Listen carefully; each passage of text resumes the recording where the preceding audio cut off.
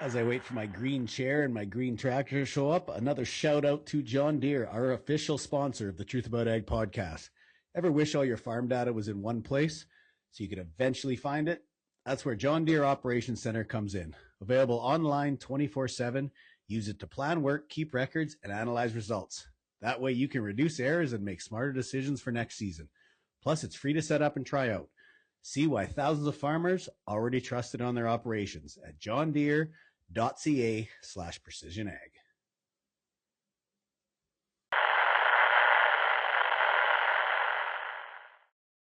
Welcome to the Truth About Ag.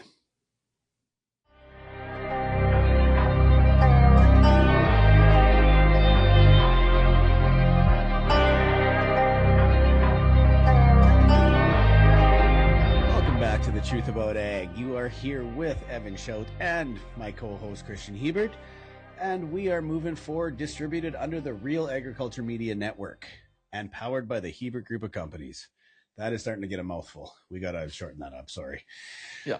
But, okay, I'm starting with one thing and then we can move on to Ottawa and all those other things. I am starting with your tagline in your email says, be curious, not judgmental. And I have spent 3-4 months touring Canada and the US talking to farmers. Why in agriculture are we still not asking the word how? We are speculating. We are saying, why do they deserve this? We are doing all that when it comes to neighbors or industry. Why do we still not ask how? Yeah, I mean, I think I stole that from a Ted Lasso show. 100%. Right? Playing darts or whatever, but I mean, obviously we're in agriculture, so I believe in it more than any other industry. I believe in the opportunity.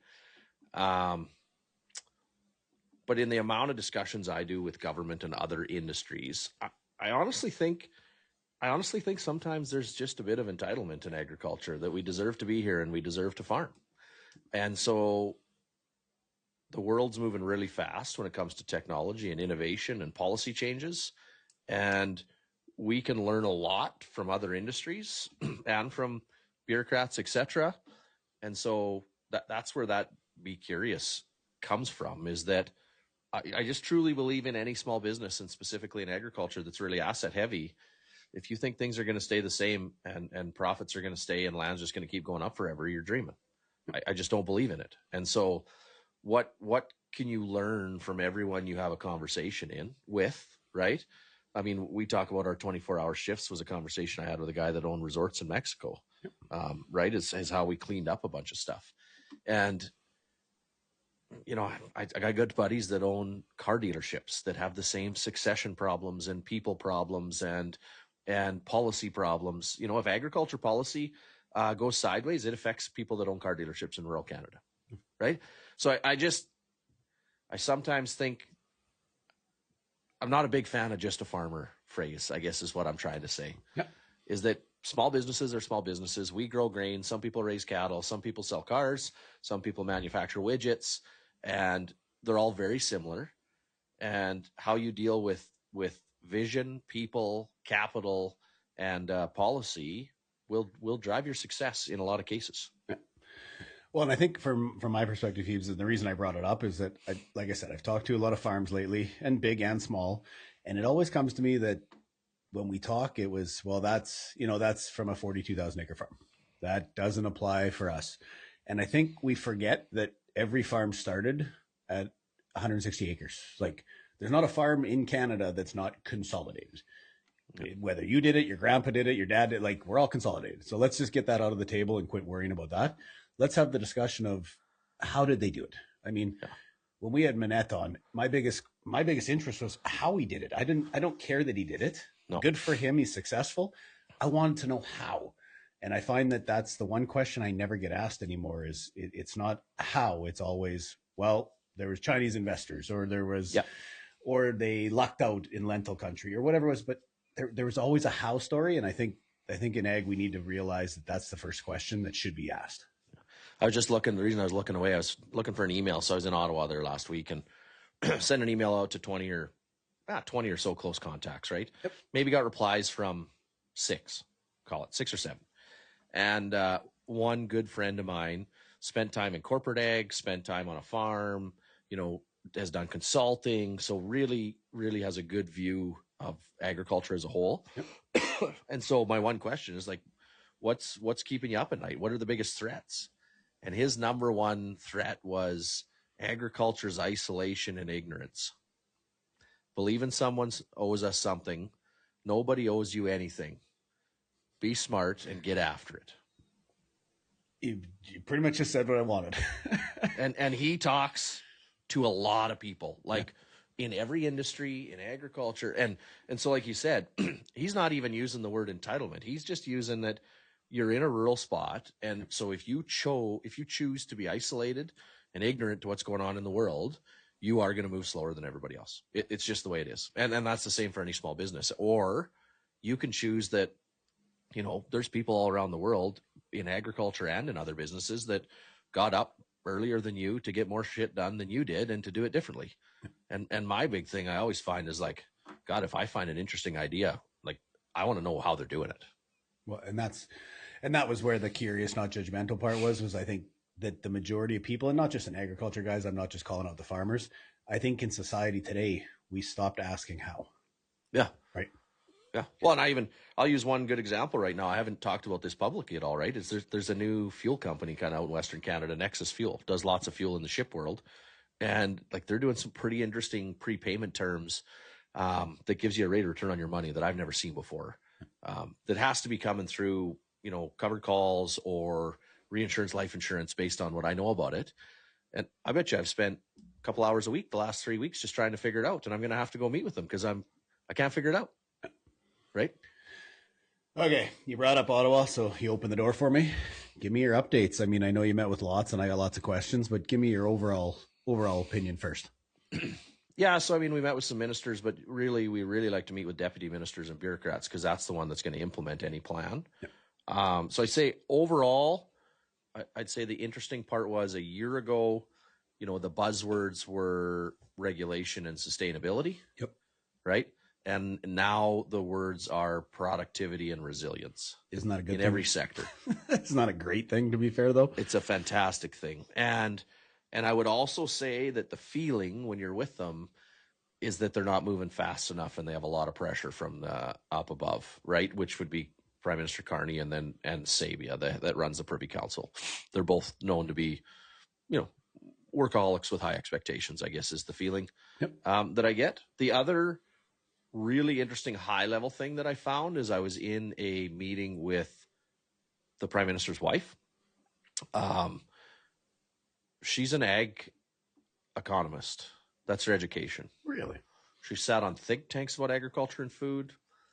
I would say she definitely, cares about the environment and climate, but I would call it an environmental lean, not an environmental activist. Okay. And so I think it would be in the best interest of Western Canada to make an effort to educate her on all the things that we do a really good job of specifically out here, i.e. I always say zero till is the number one thing in regenerative, and we've been doing it for years. And I would say that agriculture and food sure appear to get discussed more than they ever have. And so how do we capture this opportunity to kind of make it an important piece within this government? Okay. Now, I know you're off social media right now, whether by choice or not, but I also saw your interview with Stackhouse go out over Twitter. So give me the interview with Stackhouse and what's going on, and as well as the funding that got released, right? Yeah, so RBC had a new report come out next week basically saying that there's huge opportunity in agri-food, but it's going to take a lot of investment. I forget the number. It's in the trillions that we're losing in GDP, but I think it's 13 billion or something they said we need. And it's typically in those small to mid-sized firms. So how do we take companies or farms in agriculture that are doing 10, 20, 30 million in revenue and help them get to 100 million is kind of the way I put it. Because once you get to 100, a lot of the critical infrastructure is in place to keep growing. Whether that be, a farm grows a bit in acres and adds its own, elevator and trucking company, etc. Or how do we take the next ingredient company to create the next AGT Foods? How do we get 100 to 500 of those in Canada was kind of the way I looked at it. I also bugged John. It was nice that RBC wrote the report, but I kind of said it'd be nice if the biggest bank in Canada put more money into it. How did that go? And then, well, I know John pretty well, so it kind of went as expected. He knows one of my favorite lines is we test on check writers, not white paper writers. And then obviously we knew about the announcement that came out later. The next day was FCC has committed $2 billion to agriculture by 2030 and has a pledge from another group of companies that have really never invested in ag to put another $5 billion in. So I think the world needs to understand that $7 billion looking at agriculture is a big deal. The rest of the world is pivoting most of their investment money into AI and defense right now, specifically the US. So it's a huge opportunity for Canadian agriculture and agriculture in general. And how do we convince, every good idea, every smart person from around the world that likes agriculture to come here? And then how do we find some big thinkers in agriculture that are willing to grow, 10x from 10 million to 100 million or 30 million to 300 million? And that's it's not an easy thing to think about. No. And technically, 7 billion isn't that larger than the ag budget right now? Am I wrong? Oh, it's big. Yeah, it's really big. Yeah. How to deploy it? Because obviously there needs to be returns there too. Yeah. But how to deploy it is going to take a mindset shift in agriculture, right? And I think the other thing too for people to understand is that FCC has changed how they do business the last few years, and that basically they're taking 50% of their profits and reinvesting it into agriculture. It's not that they're not lending money. I think they're up to like close to 60 billion or something that they lend in primary lending. Yeah. But they're taking half their profits and putting it in this investment arm to invest back in the industry. And that's where the money's coming from. So, and to be fair, it's pretty interesting. Where did that go before? Well, the general revenue fund of the government. Right back to the government, where this way it's actually getting reinvested into the industry. 100%. Okay. Since you were there on both sides of the parties, what's the liberal conservative approach right now for each? What's the differences? Or are we seeing differences?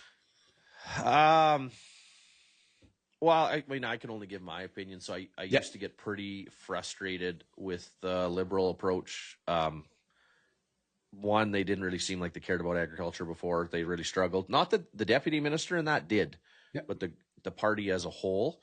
Also, it hasn't been business friendly in the past, right? And I think the premier said it good on his podcast, right? He's been to China with two prime ministers. One wants to do business and one wants to do yoga on the Great Wall of China. And he probably wasn't wrong. So I would say, I'm still skeptical, right? My grandpa would probably roll over in his grave to even know I was talking that liberals might do something good for business. And I'm obviously fairly conservative natured. Yeah, we probably lost half our viewership just with that line. Yeah. Keep going. And I could admit that I didn't vote for them, but at the same time, I guess my big thing right now is I'm super frustrated that the world has went to continuous election cycles. So let's fight and compare platforms for 6 months. Let's have an election. Let's win and lose, and then let's get shit done for 3 years, and then let's start over again. Yeah. And it just seems like right now all we want to do is point out the negatives, not the positives. And nobody can disagree that this is significantly less awful than what we've had in the last 11 years, right? So I just the feeling of we're looking at productivity and we're looking at resilience and we want to get stuff done was significantly different. And then I met with a bunch of the conservatives too, and it's just there's a few topics that have frustrated me, right? The original stance on TFWs, of which they've walked back. The FCC stance, there's been some targeting there that bothers me because I think FCC is one of the bright spots in agriculture right now. And then, I think there's a huge opportunity on the clean fuel standards, which were written by Stephen Harper. You can ask the Canola Council. If you're listening to the podcast, go to the Canola Council. They have research reports on it. We don't blend in as much as the US or the EU right now, and yet we want to have more value add in Canada. So why we can't all agree on this at the federal level and increase our blend-in rate, which is great for the canola industry, and it's great for these policy disruptions on how much we export, blows my mind. I'm confused, right? So it's just this get things done in the interim that I'm struggling with. And I think it's interesting whether it's Canada or the U.S. I think we both have the same problem, right? It's based on party or individual. We need to start looking at the policies. Like that's the big one for me. Is again, I'm not voting Liberal. No, but in the end, right now the policies, I'm honestly not too far off what they're doing right now, as long as they follow through on a few promises. Yeah. And from that standpoint, I'm sick of an election. Like, let's just keep going and get something in. Let's actually do something. It's been a long time since we actually achieved something in this country. Well, and obviously, so I pointed out 3 things that the Conservatives are driving me crazy about. But, I mean, PMRA and CFIA and the regulations are making me lose my mind. That's a Liberal problem. Yep. I think they need to be under agriculture. And it's not because I think agriculture cares more than health. Health is a great big shop. And for it to get priority there is slow. Yep. And so, I don't like that. I don't like carbon tax. I'm not a fan of it. And we need to figure that out, right? So, I mean, there's lots of Liberal policies too. It's just, it's a lot less awful than it was. So how do we take advantage of the chaos? And that's my big thing. Russia's our biggest competitor in the world. They have every critical mineral and agriculture thing we have. And they're doing nothing. And obviously they're in shambles, right? The U.S. right now has a bit of volatility when it comes to what they can get done. We can't miss this opportunity as a country and specifically as an industry. It's life-changing. And so let's get some shit done here in the next 3 years. Okay, I'm going to pivot you a bit just because I got to spend some time out in Ontario last week, which I've been to Toronto probably 30 times in the last 5 years, but I've never traveled as far as I did outside the city. So pulled up to a Canadian Tire in good old Listowel. I'll give you the credit. Maybe the Canadian Tire wasn't a Listowel, but that's where I was. Left-hand side, I got Tesla charging stations. Right-hand side, I got horse tie-ups. I got to see that, and this is my ignorance, and I'll plate it. I did not realize we still had horse and buggy on the highways in some areas of this country. Yeah. It was. Yeah, you get up in certain parts of Ontario, it's kind of like driving through Amish country in the U.S. Oh, it was interesting. Like middle of the night, I'm passing Clydesdales and buggies with wooden wheels and lights strapped to them. It was like I was in a different country for a bit. Yeah. No, it's we forget how much diversity there is in our country. Right? Huge. The other one, $30,000 to $45,000 an acre. And one of the concerns was annexed by the cities. Yeah, urban sprawl is the number one risk. Yeah.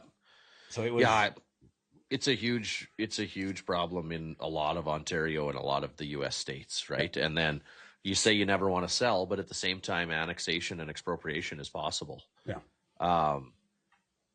Yeah, and it's hard for me to say because I also don't think I would do it, but too many times we're really tied to our farm when really the reason we farm is that's where the donkey died, right? It ran out of water when our grandparents or great grandparents or whatever generation immigrated here, and so I think you even wrote a blog on it. Is that the family business is tied to the family and the values and the culture and the people you have as part of your business.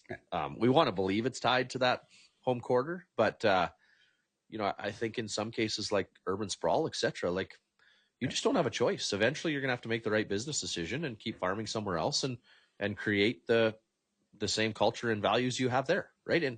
But it's tough. Oh, and I mean, I've used it on both sides of the argument. Like you said, there's an argument that, business wise, we might need to move. The other side is it's also why I don't believe land prices are going to plummet, because I think farms have an emotional attachment to land. Mm-hmm. And that means that historical data can't tell me what a land price is going to do, because I don't have that same emotional tie to my Peloton shares that I had during Zoom. It's not there. Well, and this is kind of the first time in history where our governments print a lot of money. Oh, yeah. So whether we could see an interest rate spike, anything like we have deep into the past with the new policies they have, I question, right? Okay, last thing before we jump on with Mr. Marit, who is our guest today. Average age of farmers. I bet with all the there's probably closer to 2,000 farms I've met with in the last 6 months. The average age in those rooms at those FCC summits and at the farmer coach workshops was under 40. And that is not the norm for farm shows. Yeah, so I think, this goes right back to my pet peeve with StatsCan. right? We have 887,000 farms, 16,000 of them have revenue over $1 million. So the average age of farmer, yeah, it probably is 60 or 59 and a half, whatever they say, of 187,000 farms. The average age of the 16,000 is not 60, right? And there might be a 60 or 60, like I look at us, dad's 65, I'm 43, but that means it's not the 65-year-old that is going to carry it into the future anymore. Nope. Right. And so it goes back to the way StatsCan looks at farms. I also think that like we said, this 25 to 45 group has been excited about agriculture for 15 or 20 years. Yeah. And so we saw that mass exodus in that 45 to 65-year-old group that they told their kids not to come home. Yeah. And now all of a sudden a bunch of the kids are seeing the interesting parts. And then lastly, I mean, I'll also say that whether or not you like consolidation, it's opened up opportunities on farms. Yeah. So if that child loves tech, or they only love equipment, or they want to be a mechanic, or they want to be an agronomist, they can do that 80% of the time on some of these farms that have grown a little bit. And so there's a lot of opportunity to use those skill sets, right? I got a daughter that thinks she wants to be a lawyer. I mean, I'd take one in-house. Might need one. And then, I mean, the last part that I like is that I think the 40-year-olds coming in, it shows that, I think your dad said it before, and I think you said it, is we've created some monsters in this industry. Like a 30,000 acre farm in Saskatchewan, they are a dime a dozen. And I know that sounds bad, but when I started doing some of the GAR stuff with you, I had the assumption there was 5 or 10. There is considerably more 30,000 plus acre farms in this province. And those aren't just hand off to the next generation and say, good luck. So I think we're starting to see the next generation, whether it's stress, fear, or excitement, either one. Mm-hmm. I think they are trying to find more education, because I've been asked that question more too, is what education systems in Canada should they be attending? What seminars? Is there online learning? Which I've never had those questions before the last couple of years. Is whether it's, like I said, whether it's fear or excitement, they are looking and they realize they need a higher skill set than probably the generation before us. I mean, if you use $700 of revenue, right? Like, it doesn't take a lot of acres to be over $5 million in revenue, or a lot of head of cattle anymore. And you get to $5 million in revenue, and a 0.5% change in how you do things can have a pretty big effect on your business. I mean, 25 grand for every decision you make that might be a little bit better. That's at a 0.5%. So, I mean, it gets to be a big business, right? And I agree. Like, I mean, and then you just go up from there. I mean, I know good friends in the US that have a farm in one state, and they got a farm in Brazil, and they got a trucking company, but they're 8-9 generations old. And so, yeah, the how you set it up, from a process and a people standpoint, and then the education required, or I would say at a minimum, the network required to be able to ask good questions and get ideas from people has increased. But I think it's awesome. I think it's an opportunity for all these people. Well, and I mean, I always show the slide when I present on the ceilings of complexity out of the Scaling Up book, and it's 28 million industry businesses in the US. 96% never get over $1 million of revenue. Yeah. So if we're comparing this to other industries, I have a lot of farms. You said it, 16,000 in Canada that are over that million. We are no longer just farmers. We are business owners. Yeah. Well, and that's the challenge, is that if you're at $1 million in revenue, how can you get to 5? And if you want to have a legacy and a generational type farm, I don't care if it's more acres or more cows, or an elevator, or a custom business, or a trucking business, or a software business that adds on to it. But how do you get to 5? If you're a $5 million business, how are you getting to 15? If you're at 25, how are you getting to 100? But it's hard to think that way, because we get so busy every day on what we have to do. But I mean, as we've shared before, I mean, like, my goal was 16,000 acres. When I came home, it was 8. It was 4. I was 4,000, and the goal was to get to 8, because I'm still big on, on multiples, right? And at that time, 1 drill, 1 sprayer, 2 combines worked really good for 8,000 acres. So that was the goal. And then, when Jeff and I started talking at the lake, he still got the piece of loose leaf that we wrote down we got to get to 16,000. And I think we, gave ourselves 10 years or whatever to do it. He came on, we were just under 8, and he's been here for 8 years. I was going to say, but so it's hard to think about growth, right? But it's, I mean, it, Maverick's growing quick right now. It's people. Like, you have to have good people. And I've always said, in agriculture specifically, but in small business in general, we grow because we know we need to from a revenue and an EBITDA standpoint and the future. And then we go find people. And I've been a firm believer where when you have a chance to hire good people, you hire them and then you grow. And I've had a lot of looks from people within my companies when wages get too high because we got too many people, and then never fails within 24 months. We're like, Jesus, thank God we got a few people trained because this is coming through a fire hose. Yeah. And I mean, that applies with the internal systems too, right? Yeah. Most people say I'm too small for that. You're too small until you're not. Yeah. Okay. Let's move on to our guest. That is Truth About Ag. Like, share, comment, subscribe before we jump onto this. And up comes Mr. Marit. Before we get to our guest here on the Truth About Ag, another quick shout out for John Deere. Ever wish all your farm data was in one place? That's John Deere Operations Center. Plan work, keep records, analyze results, all online. Free to set up. See why thousands of farmers trust it at johndeere.ca/precisionag. So back to our political podcast these days, Heebs. We are running through the ministers of Saskatchewan, and today we have the Honorable Minister Marit, although I have been given pre-work that I can call him David, so that's what we're going to go with. That's right. So we like to start. Give us the history, David. Obviously, you're a Saskatchewan boy, so let's hear the history.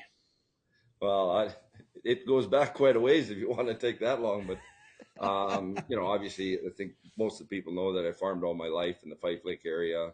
Now we rent the land out. Farmed with my brother for over 50 years, and did that in grain operation and mixed grain operation. Our father had an implement business for about 17 years that he started when he was 23 years old on his own, and it started that in 51 and then wound it down in 68. And bought some land in the meantime. So that's kind of where it started. And I guess how I got into the municipal side was one of those things where the retiring councillor comes into the yard and he says, I think you should run for council.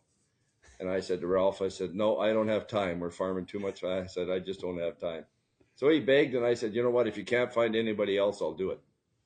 So I don't think he looked any farther. So, and then it kind of led to going to the Sergeant Convention, and 1999, fall of 98, Ron Gleim had lost his election for Division 2. He's out of Chaplin, and he comes up to me and he says, I think you should run for director. So that's kind of how it all started. And then 2006 or 2004, I guess it was, I went for vice president under Neil Hardy, and had the privilege of working with Sink Harrison when Sink was president. And so I had two of the best mentors I think anybody could really have. Sink was a bulldog. He was a real bulldog, but a real thinker too. He really was. And Neil was the calming effect. He was a very diplomatic politician that got through his career that way. And so it kind of guided me that way. And then I took on the presidency in 2006 till 2014. And when Yogi decided to step down, I talked to Brad about running. And he said, yeah, you'd be good here. So I ended up here. So it's kind of where I'm at. And what an honor to be sitting in the ag chair. I mean, to me, and I've said it publicly, it's a granddaddy of all the ministries for this province and probably even across Canada, I'll say it, because it's a real honor to sit at that FPT table and talk to my colleagues across the country and come to agreement where we can. And most of the time we can, and become good friends with a lot of them that are still there. But my maritime colleagues, we affectionately call them the Maritime Mafia, and they're pretty good group of folks down there, and we kind of come to consensus on a lot of things, and they kind of side with us when they see what our challenges are, and we do the same with them. So it's a collaboration, and so to be back sitting in this office and in this chair with these folks is a real honor. And whoever thought a young kid from Fife Lake, Saskatchewan would be sitting in this chair, I can tell you, it sure as the hell wasn't me a long time ago. Yeah, so I'd be mute Heaves if I didn't mention he's wearing the black hat. So we've started a trend. If we can get this across Canada, I'm actually gonna be pretty stoked. To be fair, Yeah, Yeah, there's lots of stories around the hats, right? I'd yeah. like to say that it's just because you and I have both have bad hairdos, shout, but it's turned into a bit of a thing. Well, my well, hairdo isn't much better either, boys, so it's all good. And I thought if I couldn't support a manufacturer in my constituency, then be the right thing to do. And they're a good group of folks down there. They really are very community minded and pretty aggressive and doing a good job. so you're gonna get a few softball questions from me, Dave, before Kristjan takes over and nails you with some of the hard stuff. So Okay. obviously you're back into the agriculture sector again now, being the Minister of Ag. Give me your take. What's keeping you up at night? I guess coming back in where in your position now. Well, obviously there's challenges that everybody sees and everybody, and the last couple of years has been, uh, talking to a lot of farmers and seeing it firsthand too, and the young folks we rent to is cost of production and where it's getting to, and the return on the investment side, and so that all comes down to trade. And I guess one of the biggest things I've always been a strong advocate for is how do we value add the product here. I mean, I was always envious of the guys up around the Yorkton, Saskatoon area, especially with canola. When we'd haul it to the elevator and get our price, and they were getting 50 cents to a dollar more than we were getting, and because they could haul direct to the crush facility, right? And it's just kind of that side. Probably one of the things that, sitting in this chair where I was in 2018 when I got it till 24, working with my colleagues at the cabinet table to really come up with a good strategy to how do we increase value added processing here in the province. And we did it the right way. We didn't hand out money. We didn't do anything. We did it through a tax incentive policy, which is the right way to do it, because if you don't have them, you're not collecting anything anyway. And plus they're going to hire people, and those people are going to buy houses, pay taxes, and do all of that, and a bigger return for the farmers too as well. So it all goes hand in hand, and I think that's probably one of the biggest things that I could say, that to be part of this government, to bring that to the province. You just look what it's done in that Yorkton area and Regina, Saskatoon. I mean, holy cow, it's incredible the value added processing that we're getting into this province. That was actually one of the. I was in Ottawa, a little while ago, and one of the main conversations we had, right? So we showed that canola basis with the China ordeal before it got kind of cleaned up was somewhere between $1 and $1.50 a bushel more at line companies compared to crush, right? So if you weren't within X kilometers of Regina or Yorkton, it was close to $1 a bushel in a lot of cases. And then obviously there was RBC puts out a report, and FCC crowd funds in their $2 billion plus another $5 billion. So the big question is like, where's this money going to go? Like, what are we going to focus on? Because it's not a bunch of tech startups. Like, there's a few. A few. So there was conversation around, obviously, there's a lot of innovation and science around mRNA and different types of crop, not only varieties, but things you can do within that. But obviously PMRA and CFA aren't known as the fastest groups in town. So that's where some money will go.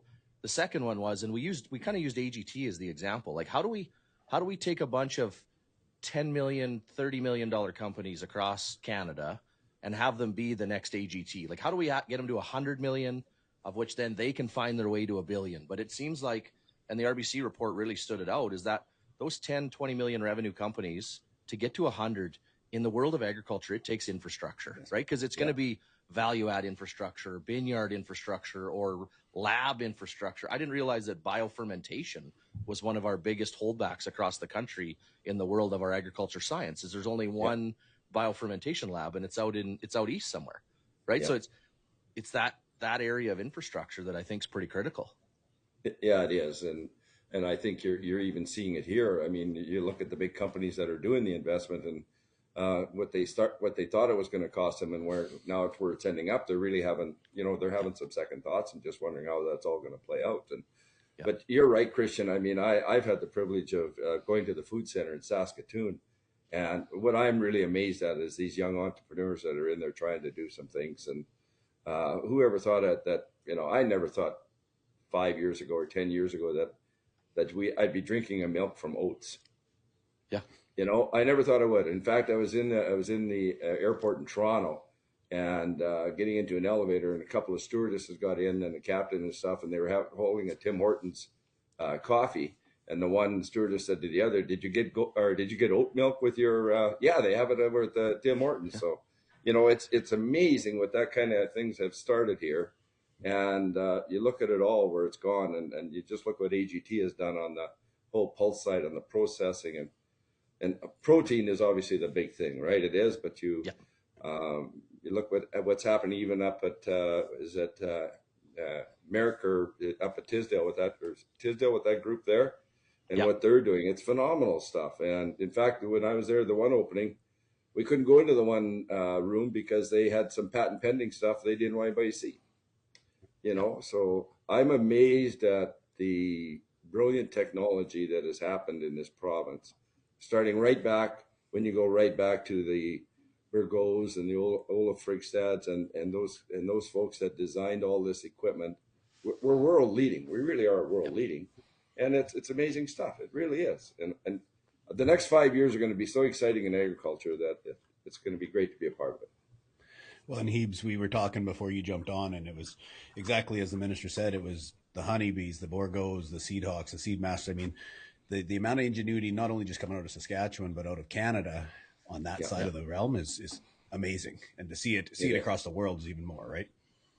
Yeah. Well, I mean, obviously research came up while we were out there. Guy Laflande was at Indian Head, and I'm a little bit biased because, to be honest, I hadn't really kept up on Indian Head research, so I didn't necessarily talk about direct closings. What I talked about is, like, what is the new strategy? Like, if the old strategy wasn't 100% working, okay, but what's the communication on the new one? And Dave, as you know, I sit on the advisory board for GIFs.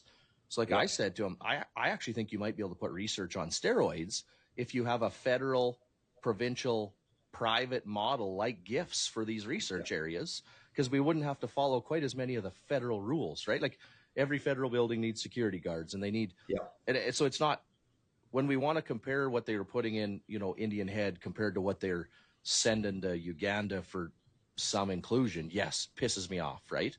But if they can tell us, here's what we're still going to earmark this money, and we're going to set it up like a GIFs model and utilize that Saskatoon agriculture hub more. Okay. But there just hasn't been any communication, right? No. And I'm hopeful the next go around at the FPT meet, the next funding model, and we're going to have to start those discussions here in July. I'm hoping that research and technology and innovation will be a big part of that, because I think there is. And I think, the history of this government has always been, we do put a fair amount of money into research, and we know it's a big part of it. But you're right. I've been through GIFs. I've seen what's gone on there, the Crop Development Center and the research and technology and innovation that's going into there. There is a good collaboration that we have to work at. Indian Head, yes, the history is there, right? It is.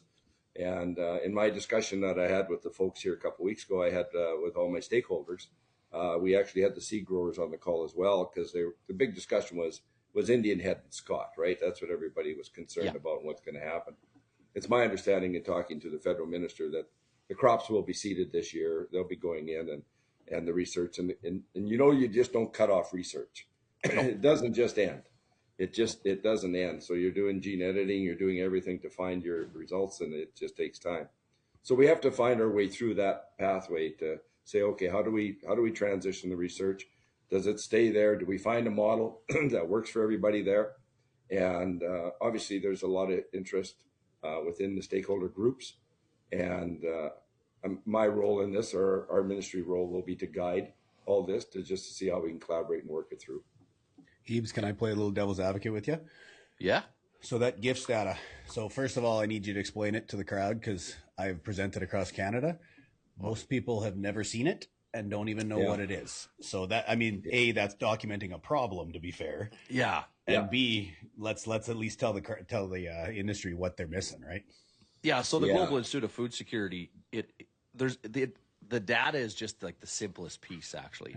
They do ridiculous amounts of cool stuff, not only for Saskatchewan farmers, but for Canadian farms and global farms, through partnerships with companies on all kinds of kind of the latest, state-of-the-art research. But one project they did do, Minister Marit, it was probably you that approved the project, was, the year before COP28, they did a complete third-party study on the emissions per metric ton of production of a Saskatchewan farm compared to a Canadian farm compared to the world.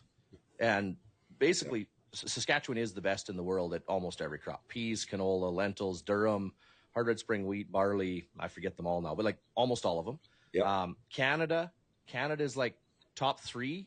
Australia, parts of Australia beat parts of Canada sometimes, but that's just there's big chunks of Australia that are zero till, and say there's parts of Eastern Canada that aren't yet. Right now, the data is phenomenal. It tells a great story. But you're right, Evan. Nobody's heard. It doesn't get communicated enough, and part of that's on, us. I think as farmers for not sharing it enough, especially those of us that are vocal. And I would argue some of the private partners and gifts could do a better job of sharing it, but I also think it's because of this fragmentation within agriculture. Like, it is astronomical how many, interest groups there are. I don't, like Dave, I haven't looked at the lobby list, but it wouldn't surprise me if you have the highest number of interest groups that would be registered to come talk to you out of any minister. Yeah, probably do. Yeah. In fact, when I have my stakeholder calls, I have to have the grains and oilseeds folks on one call and the livestock folks on another call. So, which is fine, right? But at some point, that obviously there's got to be some collaboration, and you're starting to see it, right? Yes. Like flax is now in with canola and things like that, and there should be more. I know Manitoba did it a few years ago. They kind of almost made it mandatory. I don't like the word mandatory. I never have liked it. It's got to work, right? And you just got to figure out how you're going to make it work. But yeah, I agree with you. And I'll just tell you one little story. And I was in Mexico a few years ago, just after we were just doing the study, Kristjan, and we just given gifts, I think $2 million to do the study and get the independent side. And I was talking to the gentleman from Marit. He's the head grain buyer in Mexico for flour. And he does all the flour for Bimbo, which owns Dempster's. And we were having a chat about it, and he said, when you get those numbers, he said, I want to see them. I said, oh, really? Yeah. Because he said, my buyers now are starting to ask, what's the carbon footprint of the flour you're selling? And he said, especially as European clients.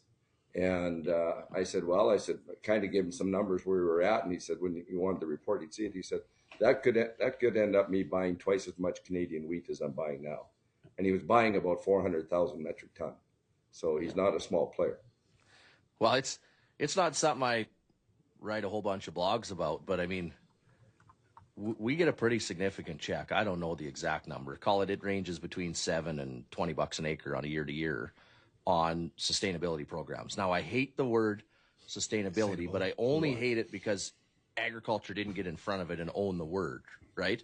But if you look at regenerative practices, the number one is zero till, and we've been doing it specifically in Saskatchewan and then in Western Canada for longer than anybody on earth almost. So my big argument is, what is the date this all started? And at a minimum, I think it needs to go back to the date the Paris Accords were mentioned, because that's when, in theory, people might have started to change, and we shouldn't get penalized for doing it right longer. And like, it's big brands. I mean, Hellman's has been here, Pepsi's been here, and you're right. It's because they have a scope 1, 2, or 3 issue, and we can actually help them fix it.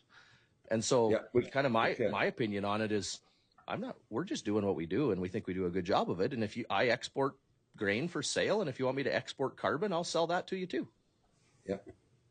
No, it really is an amazing thing. And I remember when I was in Minnesota talking to the ag commissioner there, and we were talking about this whole thing about zero till and min till. And I mean, the province of Saskatchewan, we're like 95% is either zero till or minimum till. Yeah. At that time, he told me Minnesota, and this would have been about 2020, somewhere in there, 2019, I was down there. In Minnesota, it was 2%. It's just a dynamic. And I agree, Kristjan. I mean, it's the best story. And, I saw the transition on our farm. We used to farm half and half. Yeah.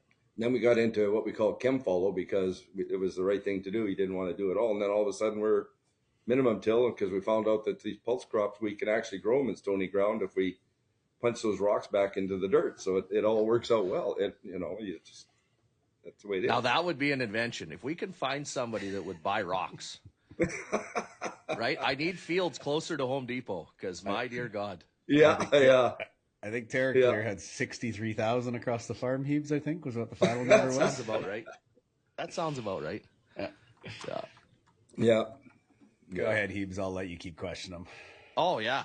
So as I said, I was out in Ottawa recently, and I think there's always a few questions that come from out there. But first of all, let's get your take on the Premier's trip to China, right? And Right. obviously there's some kickback on the outcome about EVs, but I would argue we didn't have a cap on EVs before, and we didn't even get canola down to a 0% tariff. So my opinion is people should quit complaining, and it was a win. Yeah. Yeah, and it is, and I mean, there's still conditions around that too, right? It's till the end of the year, and then I'm sure China's gonna come back with saying they want something else too, and it'll be concerning.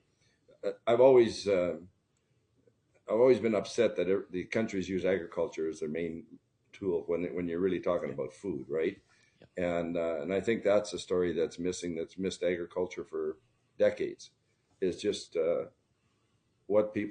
the appreciation that agriculture doesn't get, that it deserves. And, everybody thinks it's a strain on society or strain on taxpayers or whatever the case may be. We've all heard those stories. But the unfortunate part is that everybody just goes to the grocery store and expects the shelves to be full. And they are. And unfortunately, with trade, it plays a political role. And I remember you telling me that a long time ago, Kristjan, about the biggest fear we have as a farmer isn't so much the weather or the prices, it's policy, right? And direction that countries make. And you're right. I mean, just look what China did when they put the tariff on it. Just halted canola. And as soon as they lifted it, my understanding is there was 11 ship orders out of Vancouver to get the canola back there. So, well, and it's timing, right? So you take when the Chinese tariff came on, specifically if you hadn't done any cash flow planning, or let's say you're a young producer that doesn't have a lot of bins and a tight line of credit. Because the other thing I like to complain about is our bank's ability to really do a horrible job of line of credits in this industry. The canola price drops $2 a bushel, and you got loan payments due in a month. If you don't have the cash flow in the bins to take care of that, you get caught in a timing issue as a farmer, it has nothing to do with you. And like I said, I lean on some of the young guys that just haven't had the experience to get their line of credit where they are, or built up enough equity to build that bin. And where now, like you said, the canola price is back to where it was before. Is there some uncertainty built into it? Sure, but it's still pretty profitable where it is. But that policy can create just unintended consequences around timing that it's really hard to have in your plan. Yeah, well, I think if there's something that we could really do especially on the financial side, when you talk about that, Kristjan, you're right.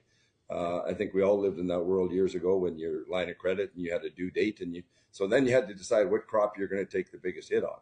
Yep. Whether you're going to sell your pulses back in the day, it was 20 cents, not, and if you got 20, you thought you were happy. And then, so you decide, well, where's my risk? And if there's something we could do, is the financial institutions should be working more closely with the farmers or whoever. I mean, sometimes they're going to Viterra and getting their line of credit, or JRI, or whatever the case may be. And it should be built on what you have sitting in the bin. And say, okay, it should be a revolving almost, and that's how it should work. And but it seems like they've gone away from that. Well, I would say the average line of credit on clients shout is between $100 and $150 an acre, and then they use a bunch of retail credit. Yep. We had negotiated ours to $350, but this was like 6 or 7 years ago. Cost of production in the last 9 years has doubled. Right, it used to be $350 now. Well, not doubled, but it used to went from $350 to say $550 to $600 over the last 5 years. And so you're right. Like the line of credits should just be a function of inventory, prepaids, and your insurance contract, right? Yeah. I guess there's one thing we better throw on the FPT list is banks can't take agri-stability as collateral on line of credits. I didn't know that till about a couple weeks ago. I didn't know that either. Yeah. Well, I think the biggest frustration, Heebs, is that we're always used as leverage, right? Like whether it's our canola, whether it's our grains, or whether it's even the banks having the leverage to just pull out of agriculture when they get scared or fearful, right? Like it's always, as the producer, you are always the bottom of the rung that seems to get pushed the most when somebody else wants to exert power, right? Yeah. No, that's true. No, it's well, Go ahead. And I think, right, because of the, I think because of the Farmland Security Board, there's some confusion. Yes, and I don't want it to go away for farmers to own the land, but there's still lots of ways for alternative capital to lend money on land, no different than a bank does. And if there ever was a bad time when they had to take the land back, they have the same rules of the bank where it's 20-day disposal or whatever it is. But so I think other money, private equity, pension funds, etc. Of course, they wanted to own the land. They wanted the appreciation. But it's not that we can't start to crowd them in on the debt side of the land, to lend money to farmers to buy the land, right? And so I think as farmers, we need to have more conversations there. And I was with the Canadian Infrastructure Bank not that long ago, and like the thing is with these big companies and the big government funds, like 100 million is a small project, right? Yeah. So that's what I said to them. We were with them right around the canola trade deal, and the only money the infrastructure bank had put into agriculture was on the irrigation project. And I'm like, yeah, but you guys need to figure out how to either crowd farms together, production ag together, or you're never going to deal with them. And I said, something right now would be if you had a 1%, no principal payment except when you want it loan on bins, and people could get up to, call it a ton an acre, or whatever the number is. I've never done the research. That would be one of the biggest change on how to handle policy issues. Yeah. If they actually didn't have it out in grain bags or piles and didn't need to get rid of it in October and November. Yeah. And they were like, geez, we'd never thought of that. I'm like, yeah, but that's because a bin's a couple $100,000, not 250 million. And so how do we get you to think about agriculture? Because it's a bunch of small companies. It's not the oligopolies that you're used to dealing with. No. And I wonder when we're going to get to a point, Kristjan, where mortgages aren't going to be 25 years or 30 years. They're going to be longer than that. I mean, Europe's there, and everybody. And I can tell you, when we heard all that, we said, oh, wow, who would ever want to do that? And every farm I work with. And maybe that's where, I talked to a friend of mine here at home not long ago, and we were talking about that, and he's got a mortgage on some land where it's pay interest only.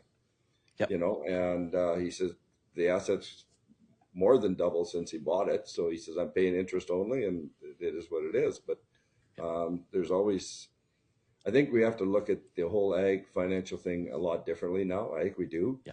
My concern, even with the Canadian Infrastructure Bank, and I'll take it from another perspective, guys, on that is, when as a provincial government, when you're looking to federal government to come along and partner, and you're looking for a grant or some, a way to make it viable, the first thing they say to you is go to the infrastructure bank.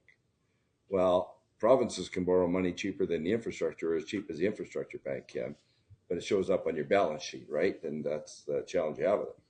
Yep. But when you can show that the federal government is going to see a massive return on their investment through taxation and everything else, and you can show those numbers, then they should be coming in as a partner. But that's the challenge we have now, is everybody sends you to the infrastructure bank. Yeah. Well, and I think we saw that, Heaves, when the sustainability grants got publicized there. Everybody had a problem that guys had used them to build bin yards and all that stuff. But then we've had the discussions here of, what about an interest-free loan to a young farmer so he can get his infrastructure in place, or land purchases, or, we're looking at the next generation. I know we got some questions for the minister on the young farmer side. Is what can we do from that banking standpoint to allow the young farms the opportunity? Because right now, the capital requirements for farming, they can't. Well, and Dave, the young farms are exactly like you said. I mean, my personal opinion is the mindset in farming needs to change too. So I'm an older farmer, whether it's my kids or my nephew or just a neighbor kid down the road, maybe I'm not selling to him anymore. We're just going to be partners. So I'm the bank. I get 30% of the profits or 25% of the profits, like the old crop shares, except I actually have risk and infrastructure, and they get the rest. But same thing, no interest on the financial statement. Yep. And magically, banks really like to use, EBITDA and EBIT and everything else to look at. You pull out interest, it makes farms look pretty profitable. I mean, we look at them all the time, and that a good mentor of mine always said, do you want old and rich or young and poor, or young and aggressive? Because that tends to be what it is in agriculture. And I said, well, I want both, right? It's why we tried to structure our succession agreement the way we did, because, the old and rich sure makes your income statement look good. You got lots of equity and no interest. But also the young and aggressive person is the one that drives growth and keeps looking for the innovation. And so I think the mindset on how we set up some of these partnerships in the future is going to be pretty unique, no different than your exact comment on the infrastructure bank and you guys. Yeah, I agree, and I think we have to look at it in a lot of ways in that regard too. And I'll take even the cattle industry and the grain industry both. You know, you look at the cattle industry now, the prices the way they are, and some of the older ranches are looking to get out because of everything else. Well, they're going to have a pretty big tax bill to pay at the end of the day. You know, and it's the same thing with farmland. I mean, even if I look at myself now, there's no sense me selling my farmland now because I'll pay half it's going to go to for income tax on capital gains, right? So how do we figure out, instead of that going to capital gains or to how everything else, and find a model that works, just like you're saying, Kristjan, that works out for me to sell it to a niece or a nephew or some way to transition that way. And yet I still have a lifestyle for what I need. But not only that, but you have other family members that you want to care for as well, right? But you're trying to make it work. I think there's a lot brighter people than I am, that's for sure, that got to sit down and figure out how to do this and get it right. And that's what I think has to be done. That's a discussion that really should be taking place. I've had that discussion with 4 or 5 young farmers that came into my office here a year ago. Had that very, very concerned. How can we buy land? You know, they're paying this big price down, you know, in our area, and it doesn't pencil out. Everybody says that it doesn't pencil out, and it doesn't. But you just figure out, well, how do you make it work? Yeah. Okay, Heebs, we got 2 CPAs attacking him with financial questions. Let's flip back to political for him. Just I don't want to see him sweat too much. Let's be fair. Oh no. Well, but it's good in that, you know, I think it's always good to hear, right, that we all agree that the mindset needs to change on how the governments work with farms and way the farms work with farms, right? Like, I think there's, you know, things like no capital gains if you sell your farm to another young farmer and you invest back in Saskatchewan or Canada, and hopefully that's in agriculture. Like, why we want to put the economy on steroids, let entrepreneurs not pay as much tax and put their money back in the economy, right? I think there's lots of ways, but look, so we'll you know, I think on PMRA and CFIA, right? Don't get me going. I know. How do we help you find a way to get those back under the purview of agriculture, number one?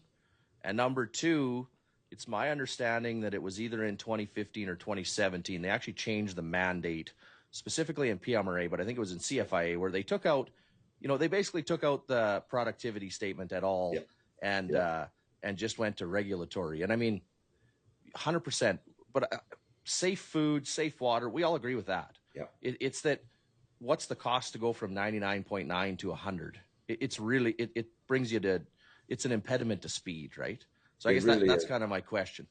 Yeah, it is, Kristjan. And obviously, you know, I've been fighting this fight since I got onto SARM, and I went to Senate hearings. I've been to Ottawa all the time and talking to federal ministers. And you're right.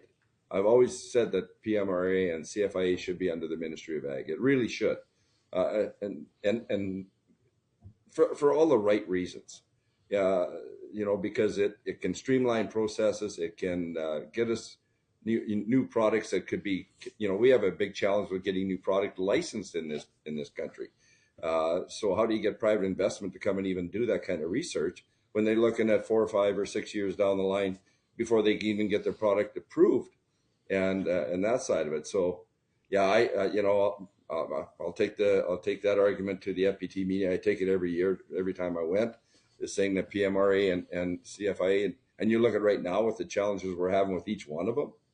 You know, you want to talk about a regulatory regime where it's really stifling and really impacting not only agriculture but the environment as well.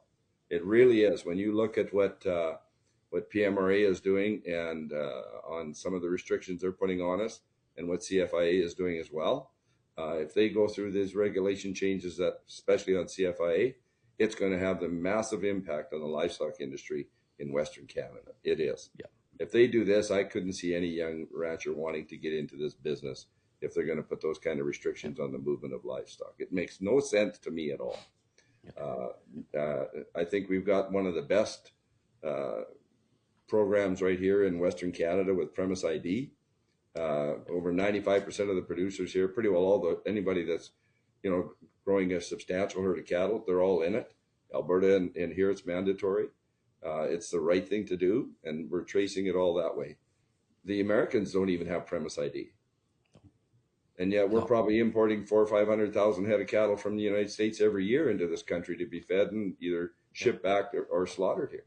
So, well, and I think if I've got one call out for the listeners, the one thing I heard in Ottawa is, depending on which group you're talking to, they really want more and more concrete examples. So if you have any, if you're listening and you have examples of restrictions in PMRA or CFAA that are holding you back, and you can do a little one-pager, either send them to us or send them into the ministry, and we will make sure they get forwarded, because it is the way the federal government works. The more concrete written down stuff you can send, the honestly, the more attention it gets. Yeah. And the challenge I have with it, guys, is when I go to FBT and we try to get PMRA and CFIA on the agenda, the folks at the Ministry of Agriculture say, well, that's not our ministry. That falls under health. It doesn't fall under us. And then, so, I remember when we did get a presentation a few years ago with PMRA, I mean, the people I had in the room were the same people that wrote the regulations I was trying to get taken away.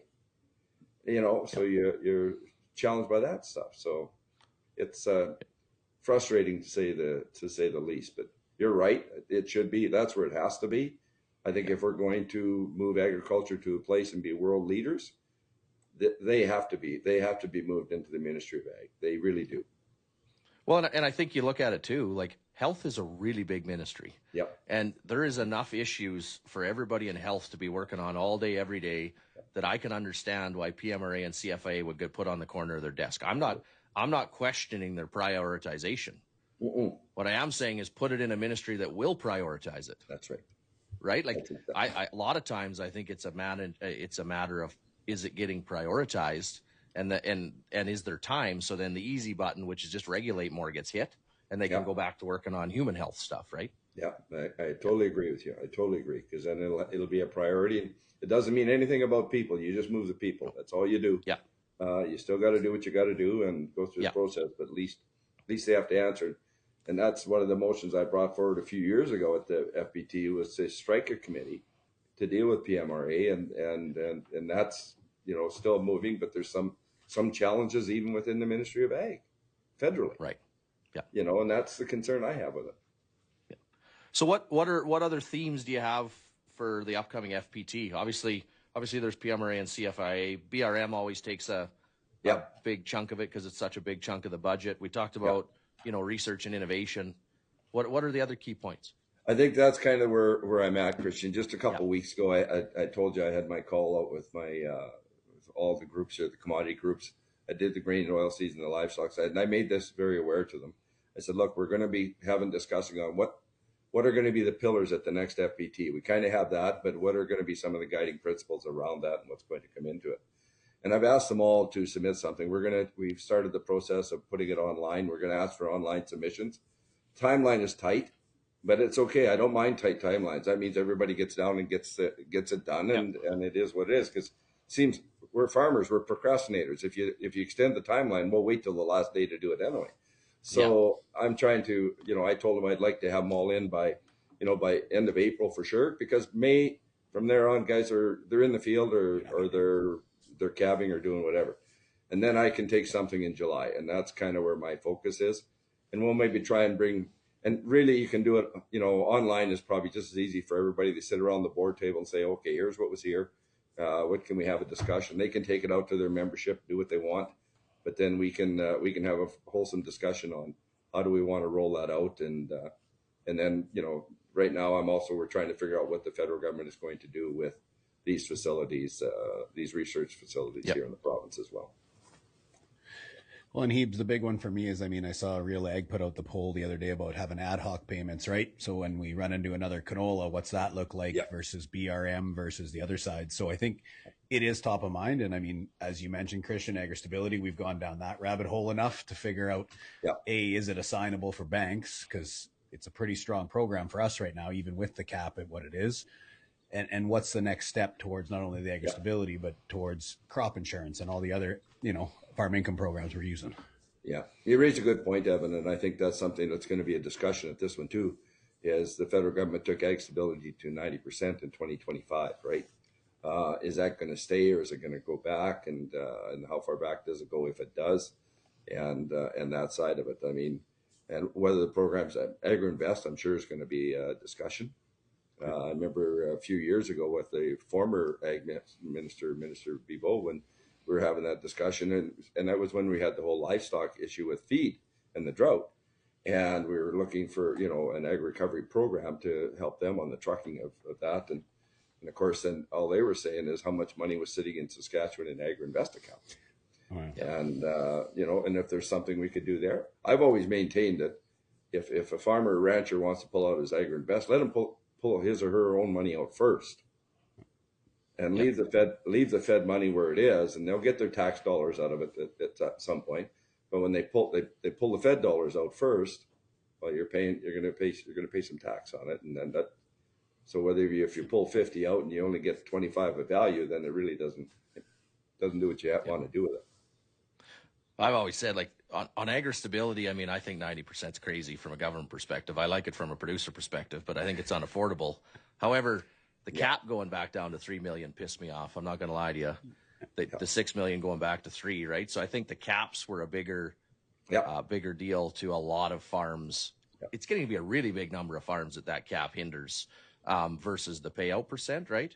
And then I've always struggled with AgriInvest. I'm not going to lie to you that that 10,000 being matching, it's a gift. So I don't think the 10,000's right, but my philosophy's always been is don't get rid of AgriInvest.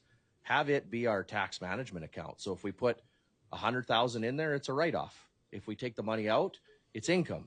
And so your farms can use it as smoothing, right? No different than they're doing with cattle and fertilizer and everything right now. But I think it gives the farms another option that they don't have to give it to a supplier, and they don't use expedited depreciation, which I think is the worst rule on earth to fix taxes.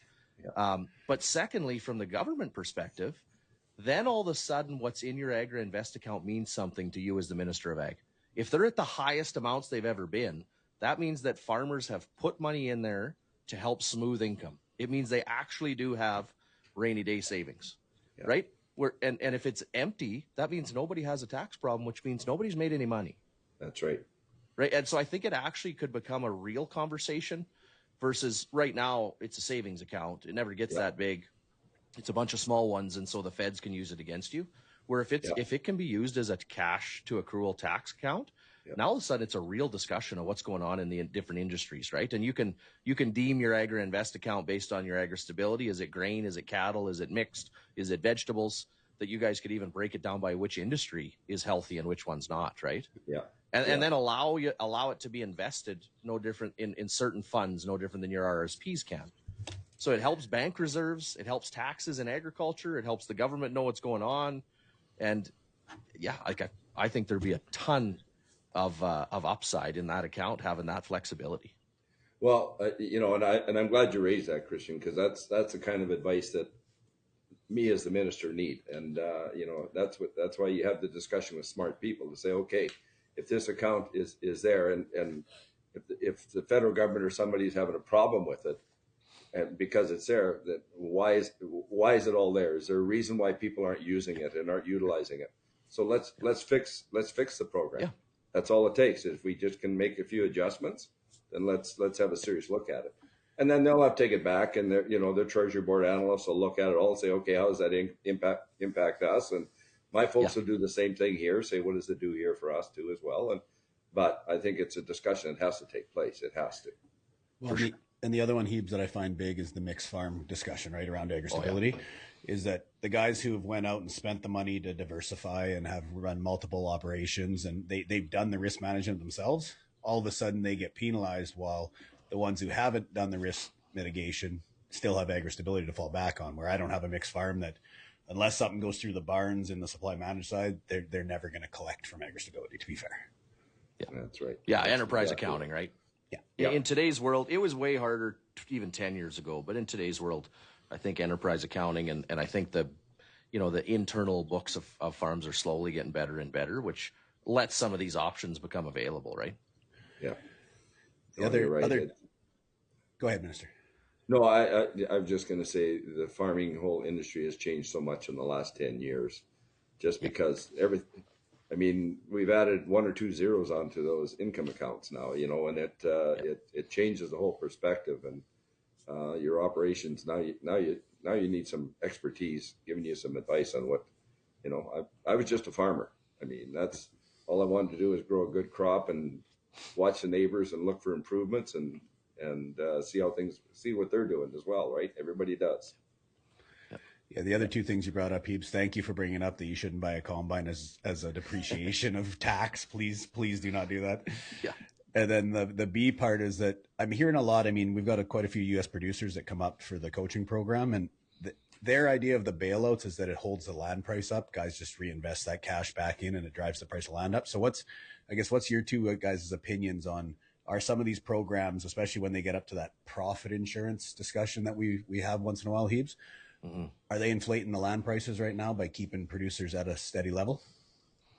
So I mean, on ad hoc payouts, I mean, Canada hasn't really done very many of them compared to the U.S. And I can devil's advocate that. I can say I think they're ridiculous. Why? But at the same time, I can look at all the ad hoc payments our government gives to other industries and other countries and be like, where do we rank on the importance list, right? So it kind of, which side of my mouth do I want to talk on that day? Yeah. Agri-stability, for sure as margins increase. But at the same time, so the stronger the operation you are, the stronger the margin you have. And and it is a 5-year average. So I'm a belief that the strongest ones is what you want to have, make sure we get through, right? Like, so if they're we always say my favorite farms are those that want to help themselves, right? And there's the odd one of bad luck. I mean, we're using averages that'll create bad margins, but my issue is probably more with crop insurance than it is. Evan was setting me up to get in a debate with you here, Minister. So you can exit stage left on this. Hook, line, sinker. I personally struggle. Crop insurance is getting better on the way they use the actuarial data and affect the individual crop prices or premiums. You've seen large changes in the last 3 or 4 years, specifically on premiums based on your personal claim history. I give a ton of credit on that. And Evan, as we shared before, like, I'm a nerd on BRM, right? We had a private crop insurance company. I don't own part of it anymore. But I've dealt with the same reinsurers the minister has to deal with. I've dealt with the feds on private insurance. I believe we need a mix of both. And so, when it comes to crop insurance, there's just some little rules within it that I struggle. One is that grain farmers like to complain about supply management. And yet most grain farmers I know don't have no idea that the subsidy on crop insurance between the province and the feds is north of $29 an acre before you pay your premium. I knew I would get that out of you. Yeah, and so I just make sure we know this before we start throwing shade. And believe me, I have my opinions on supply management too. But let's just have an open book if we're going to have the conversation. Secondly, a few of the rules with crop insurance I struggle with as farms expand. So, a father's son can have 2 contracts right across the road, but we can't have a separate contract 50 kilometers away. Or a farm we buy out or rent that's been in crop insurance for 50 years, I can't take their contract over because I've never paid premium. Yeah, but that land is at premium its whole life.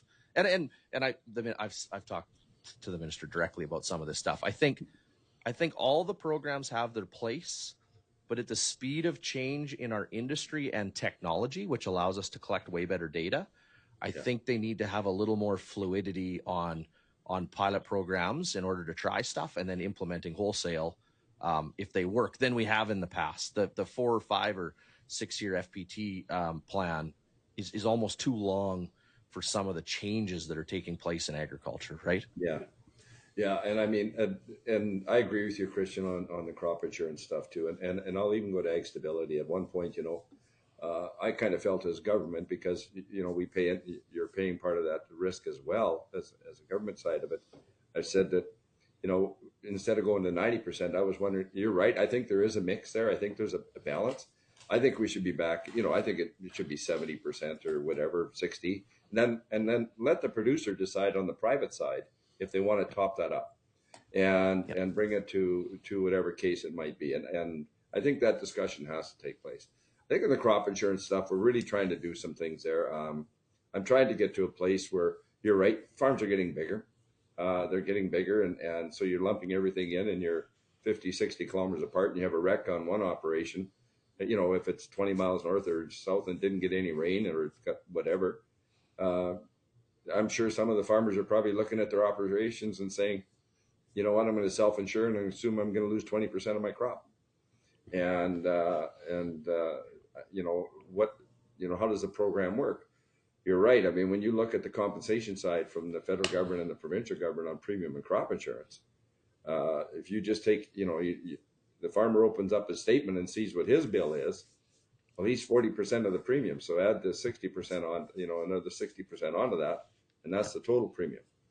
Yeah. And it's concerning from a government perspective when you look at the risk. Yeah. You know, last year we were over $12 billion worth of risk. That's getting to be a big number. God, when I first got here in 2018, I don't know if it was 8 billion. I think it was, you know, so the values have gone. You know, we've tried to keep up with the prices have and things like that. I was happy we went to what I call the individual coverage side. I think it rewarded those that were doing well, and if you weren't, then and I know cases even in my own area where farmers really appreciated that because their yields were better than their neighbors because they were just doing more, right? And I think that's the right way to do it. The challenge I have with it is how do we transition to this? And I'm still trying to figure out a way for the large farmers, because it'll come to a point where, you know, you take your operation, Kristjan, you take some of these guys are going to say, you know, paying that kind of premium, do I want to do it, or am I just going to self-insure myself and put that $700,000 or $800,000 in the bank, and then and hope to God if I can grow an average crop and do whatever, we'll lose our biggest part of our farmers, our biggest part of our acres, that are really the ones that aren't probably costing us that much money when you break it down on the size of the farm and the cost per acre. Well, we did all the data when I was still at Global Agri, so I've never been in crop insurance, but we've checked it. I mean, basically, I think we would have claimed once in the last 20 years, and it was a small claim on canola. Yeah. So that would have been a ton of premium, and yet there's some benefits to it when it comes to dealing with banks, right? Yes. So that's why we'd look at it. But it's the grandfathering in clause. I can show you my yields for the last 5 years, but because I haven't paid premium. Yep. But the issue is the majority of land I farm did pay premium for all those years, and we can't seem to get over that. But I agree with you. When we were doing the private-public comparisons, a lot of the people not in crop insurance were the top gross margins, the top yielders in the province, which actually brings your cost per acre significantly down across the province, and your risk, as you know, from an actuarial standpoint. Yeah. And that I don't think most farms understand that 12 billion of risk is that, like, there's reinsurance has to be bought on that, and you can't buy it for it all. And if it starts hitting the general revenue fund very often, which probably the next big claim will, as farmers, we need to pay attention, because everybody gets to vote in this province. And if you're in downtown Regina, they won't be real excited when they see that coming out of the general revenue fund in the future, right? So it needs to be, I 100% think there needs to be government programs, right? I 100% think there need to be private programs, but I also 100% think they need to be actuarially sound, which then allows reinsurance to take a whole bunch of risk off the table for not only the farms, but the governments and the taxpayer, right? And it's like you said, though, it's just grown so rapidly. Cost of productions have grown so rapidly in the last decade that it's been super hard to keep up on that. Yeah. And you probably know in a lot of cases that the banks are demanding that you're in crop insurance too. Yeah. Yeah. So the two issues that I located, Heebs, is I mean, we saw AgriStability pull back, let's be fair, when they did the expense margin coverage, because they knew if they ever had a claim, it was too big for the coffers, right? The other side of it is the banking side. They take assignment of crop insurance, but I could walk into any national bank and ask them how much you're insured for. They don't have a clue. No. So and don't get me wrong, I'm throwing myself under the bus here to get nailed, but at the same time, I've been in enough bank meetings that they understand less about insurance than the producers do. So having an assignment on crop insurance, I had a customer the first year they used private. They signed an assignment on crop insurance. They didn't even have crop insurance, and the bank never checked, never looked, didn't realize they were in private. So essentially they were uninsured from a banking perspective. So it's just, there's very little understanding, and don't get me wrong, the complexity of the programs, how they work together, those I've got 15 years of looking at farm income programs, and I still have trouble with some of the nuances of the new programs, right? Yeah. Yeah, me too. Yeah. Well, we've had him on for 53 minutes, so let's nail him We're with good. your last questions. Yeah. Unless he's got other things he wants to cover. I got time.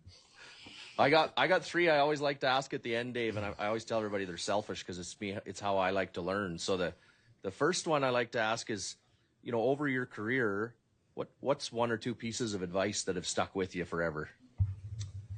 Holy cow! You know what? I'll go back to a gentleman I heard speak when I first got into SARM. I went to Alberta to their conference, their municipal conference, and Ralph Klein was the premier. And I mean, he got up to the podium, put his elbows on the podium, and kind of had his hands like this, and just talked, right? And he made this comment, and I've said it publicly to a lot of people, and I kind of live by it because I'm pretty privileged this way to be surrounded by it. He says, you don't have to be that smart to be the premier of a province. You just got to surround yourself with smart people. And I think if there's something I've taken away from all of this, guys, is that I've really learned to listen. I really have and I've been privileged, whether I was at Ministry of Ag or even at Highways. If you got a good strong team at your ADM and your DM level that are giving you good information, the biggest thing is your ability to trust them and want to trust them and take their advice. It's a good thing, and I live by the other words of a very good friend of mine, Neil Hardy, when Neil Hardy was president, and he was handing the torch off to me as the president, and he said, David, he said, you'll be a very good president. You just have to learn to control your temper. Yeah.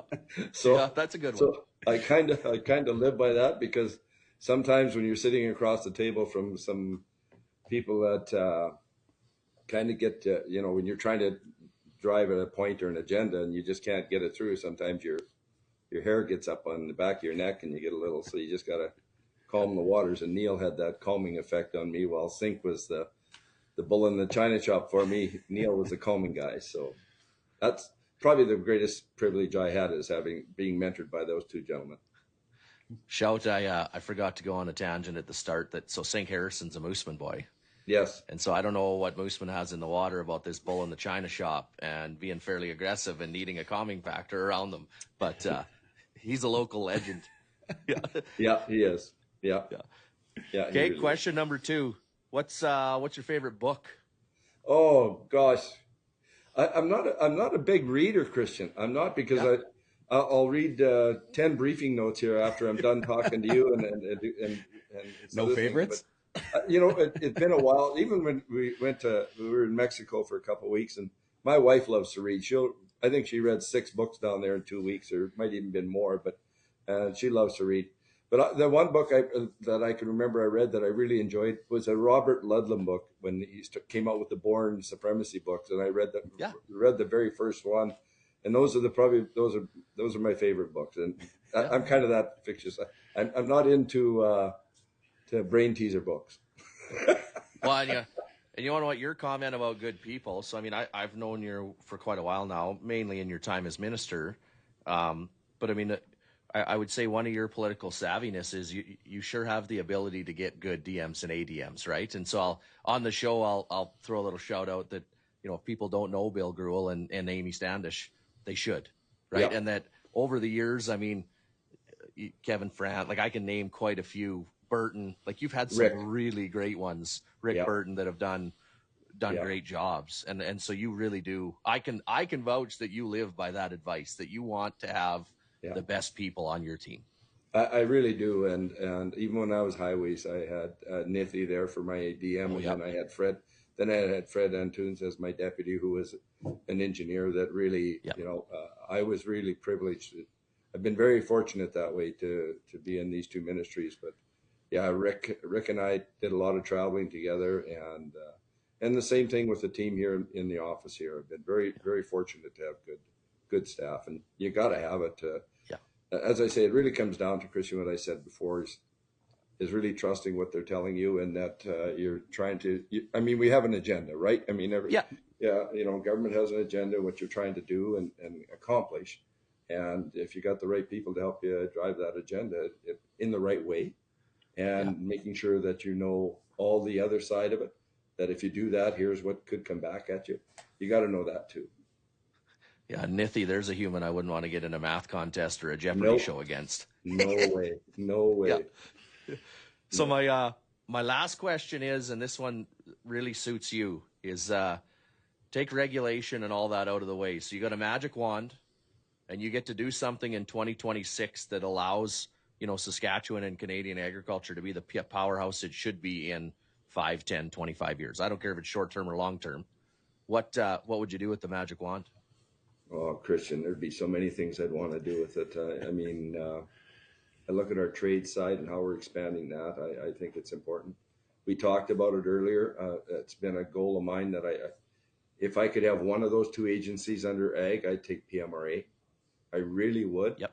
I'll tell you, if I could leave this chair and have PMRA under ag, I would say that would probably be one of my biggest successes, and hopefully so. But I think the one thing that I've prided myself on is I've listened to the industry stakeholders on where we can make changes and we can do things better than we can. And I think research, technology, and innovation is going to drive the ag sector for the next 5 or 10 years.